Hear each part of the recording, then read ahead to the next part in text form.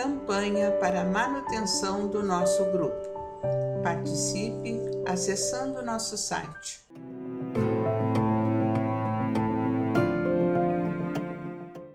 Que nos têm acompanhado na leitura deste livro, Opinião Espírita, psicografado por Francisco Cândido Xavier e Valdo Vieira, com a orientação de Emmanuel e André Luiz. Estamos já com muita alegria neste último capítulo, capítulo 60 deste livro. Eu já quero aproveitar para agradecer aqueles que nos acompanharam na trajetória deste trabalho, agradecer assim pelos comentários, pelo incentivo, por compartilharem dessa leitura com outros, com amigos também, né? O título desse capítulo 60 é Evangelho e Espiritismo.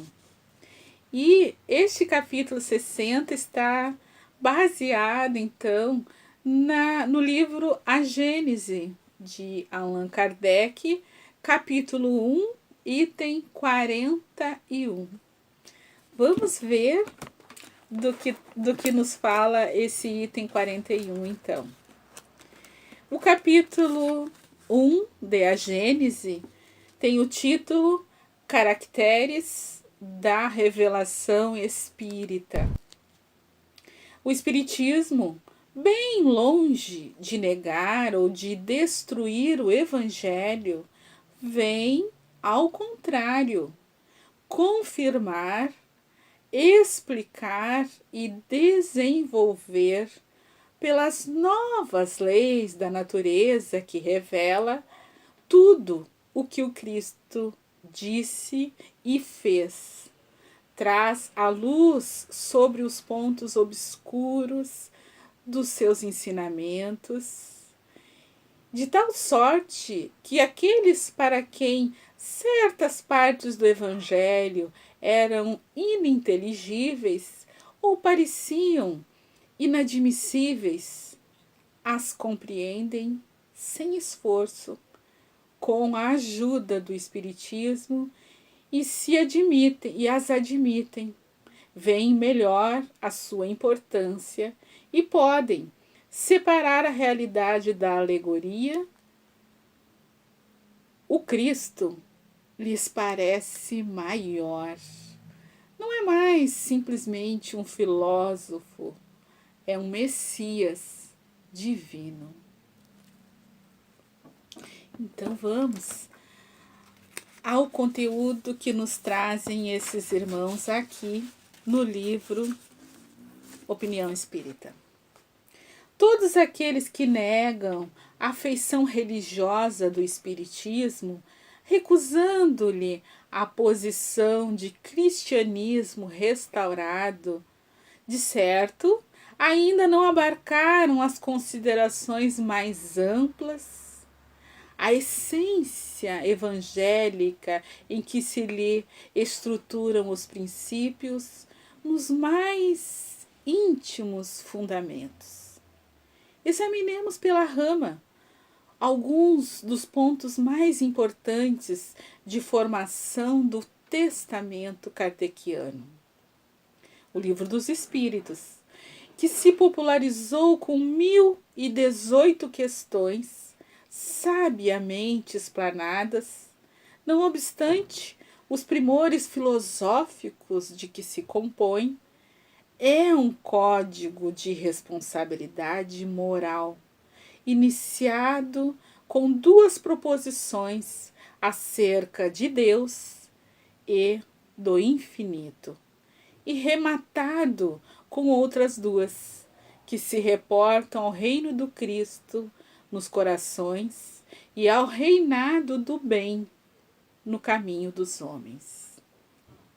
O Livro dos Médiuns, volume de metodologia para o intercâmbio entre encarnados e desencarnados, apresenta, de entrada, valiosa argumentação alusiva à existência do mundo espiritual e reúne, no encerramento, diversas comunicações de individualidades desencarnadas, ao mesmo tempo que nos convida ao exame sério e imparcial de todas as mensagens recolhidas do além, por via mediúnica, salientando-se que a primeira página da seleção exposta começa com significativa advertência de Agostinho: confiai na bondade de Deus e sede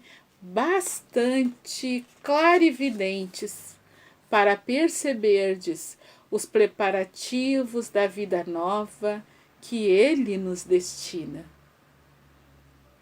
O Evangelho segundo o Espiritismo abre as próprias elucidações com judiciosos apontamentos em torno de Moisés e da lei antiga, compendiando em seguida os ensinos de Jesus em todo o texto para concluir, alinhando comovedores poemas de exaltação à prece.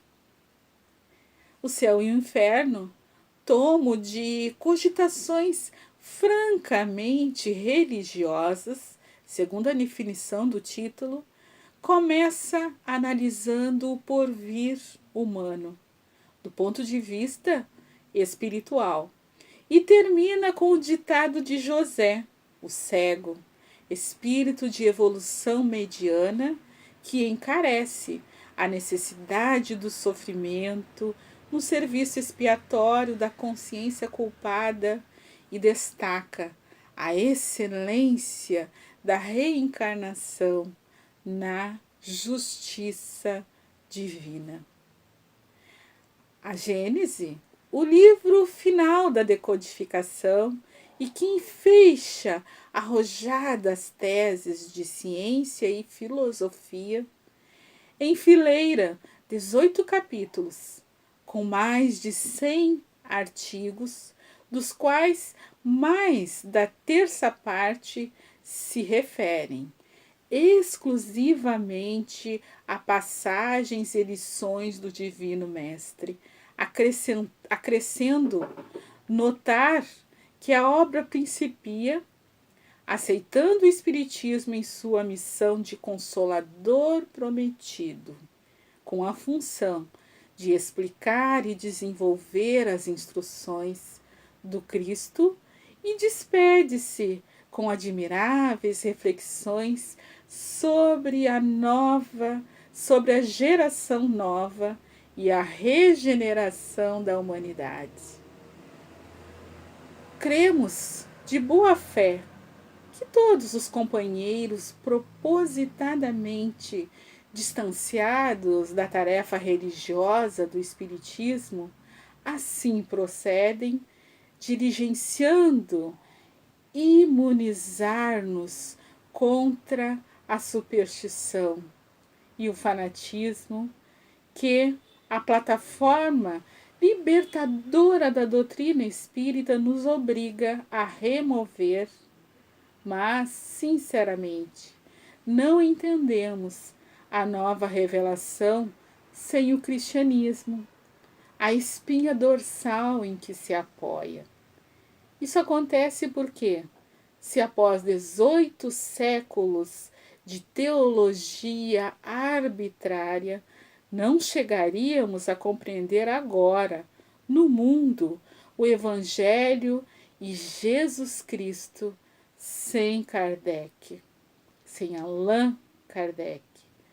Manda a lógica se proclame que o Espiritismo e Allan Kardec se baseiam em Jesus Cristo, de ponta a ponta.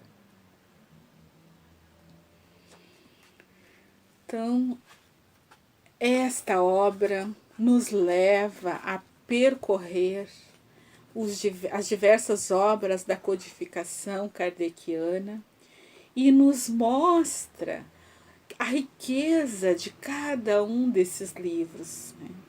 e o quanto é relevante, quanto é importante que a gente realmente busque estudar, né?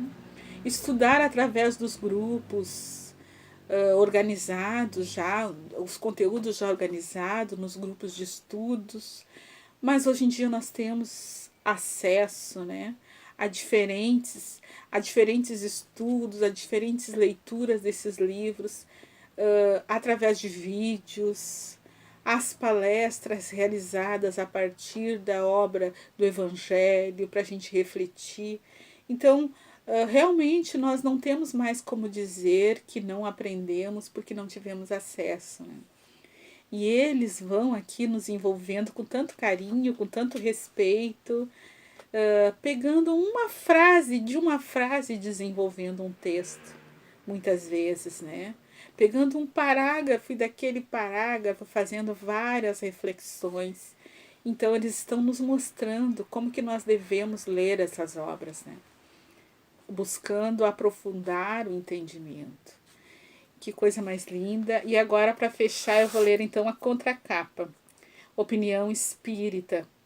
No silêncio da tua prece mental, podes expressar até mesmo com mais veemência do que num discurso de 1000 palavras o hino vibrante do amor puro a ecoar pelo infinito, assimilando no âmago do ser a divina luz que te sublimará todos os anseios e esperanças na renovação do destino. André Luiz. Então, meus irmãos, agradeço profundamente a todos que acompanharam a leitura deste livro. Fico muito feliz de ter tido acesso também a essa obra.